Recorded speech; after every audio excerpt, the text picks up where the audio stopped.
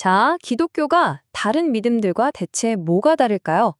오늘 이 분석에서는 바로 그 기독교만의 핵심 주장, 그 중심 논거들을 하나하나 파헤쳐 보려고 합니다. 바로 본론으로 들어가 볼게요. 이 C.S. 루이스의 말을 보면 이 질문이 얼마나 중요한지 단번에 알 수 있죠. 기독교는 어중간할 수 없다. 전부 아니면 아무것도 아니라는 거예요. 자, 이 엄청난 전제를 마음에 딱 새기고 시작해 보시죠. 그러니까 결국 기독교의 모든 것은요, 딱 이 하나의 질문에 대한 답을 찾아가는 여정이라고 할 수 있어요. 너희는 나를 누구라고 생각하느냐? 바로 이게 우리가 파고들어야 할 궁극적인 지점인 거죠. 이 질문을 중심으로 기독교의 독특한 주장들이 뭔지 하나씩 한번 짚어보겠습니다. 네, 좋습니다. 그럼 먼저 이 거대한 질문이 한 개인에게는 어떻게 의미를 갖게 되는 걸까요? 사실 많은 경우 신앙에 대한 질문은요, 뭔가 더 깊은 의미를 찾으려는 우리 인간의 탐색에서부터 시작되곤 하죠. 자료에 아주 흥미로운 현대적인 예시가 하나 나오는데요. 바로 코미디언이자 배우인 러셀 브랜드의 이야기예요. 이 사람이 어떤 사람이냐면 명성, 부, 쾌락, 정말 세상이 줄 수 있는 모든 종류의 우물에서 물을 마셔본 그런 인물이죠. 근데 그가 결국 발견한 게 뭘까요? 그 모든 경험이 시간이 지나니까 그냥 공허하고 낡아 빠진 게 되어버렸다는 거예요. 이 자료가 바로 이 지점을 지적하는데요. 이런 길이 종종 막다른 골목으로 이어지고 결국 사람들한테 이게 다가 아닌데 하면서 뭔가 더 근본적인 걸 찾게 만든다는 거죠. 바로 여기서 어떤 전환이 일어나려 합니다. 그냥 머리로만 생각하던 이론적인 믿음에서 아주 개인적이고 절실한 필요로 바뀌는 거죠.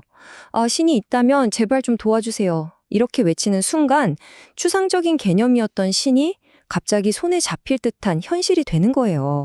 그렇다면 이런 거대한 신학적인 이야기가 대체 어떻게 한 개인에게, 바로 나에게 깊은 의미를 갖게 되는 걸까요?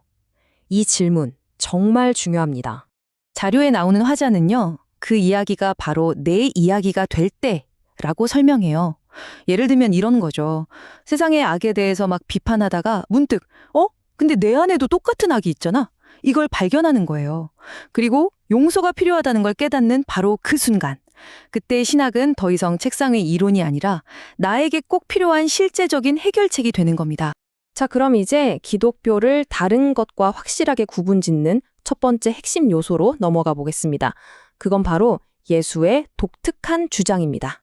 이 표를 보시면 그 차이가 아주 명확하게 보이죠?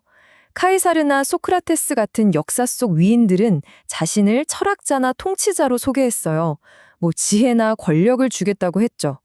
하지만 예수는 뭐라고 했나요? 내가 곧 길이요, 진리요, 생명이다. 나를 통하지 않고는 아무도 아버지께로 갈 수 없다.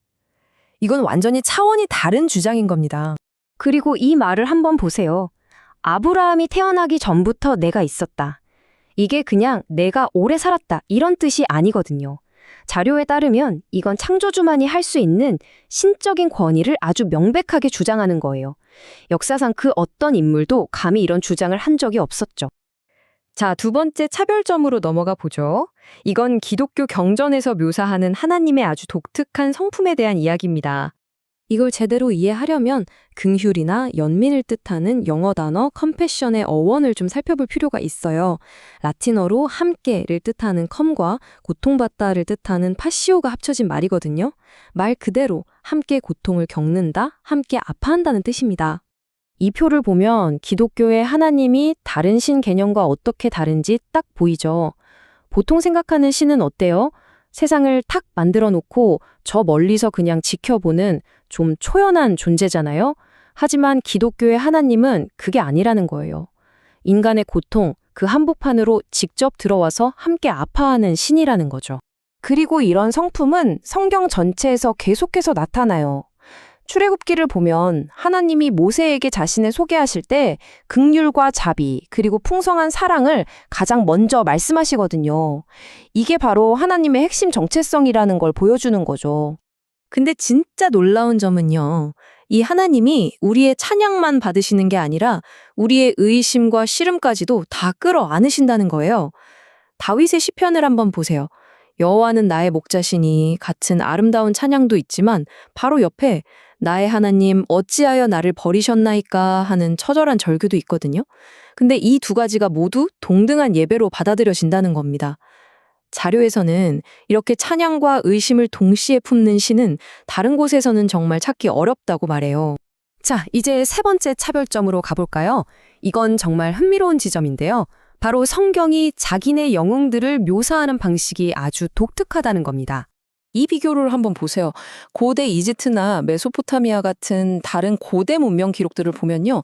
전쟁에서 지잖아요. 그럼 그걸 비겼다고 쓰거나 아예 기록에서 빼버렸어요. 자존심 상하니까요.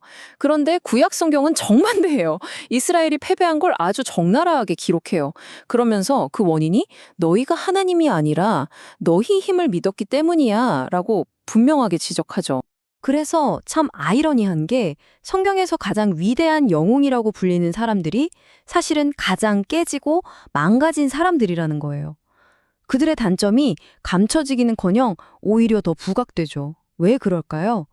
이 이야기는 그 영웅들이 얼마나 대단한지에 대한 게 아니기 때문이에요. 핵심은 바로 그런 결점투성이인 사람들을 자신의 위대한 이야기 속으로 초대하시는 하나님에 대한 이야기라는 거죠. 바로 여기에 진짜 희망이 있다는 겁니다. 자, 지금까지 기독교가 왜 다른가에 대한 세 가지 독특한 주장을 살펴봤습니다.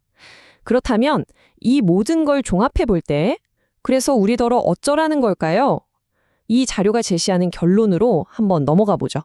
만약 기독교라는 게 모든 걸 머리로 완벽하게 이해하고 무슨 시험에 통과해야 얻을 수 있는 게 아니라면 그럼 도대체 앞으로 나아갈 길이 뭘까요? 굉장히 실질적인 질문이죠. 자료는 놀라울 정도로 간단한 길을 제시합니다. 바로 겸손의 길인데요. 첫째, 세상 탓만 하는 게 아니라 내 안의 망가짐을 먼저 보는 것. 둘째, 나는 모든 답을 갖고 있지 않구나 하고 겸손하게 인정하는 것. 그리고 마지막 셋째, 그냥 단순하게 도와주세요 하고 손을 내미는 겁니다. 이게 바로 이 자료가 제시하는 핵심적인 개인적 초대입니다. 복잡한 신학 논쟁을 통과하라는 것도 아니고 지적으로 다 동의하라는 것도 아니에요. 그저 주님, 죄인인 저를 불쌍히 여겨주세요.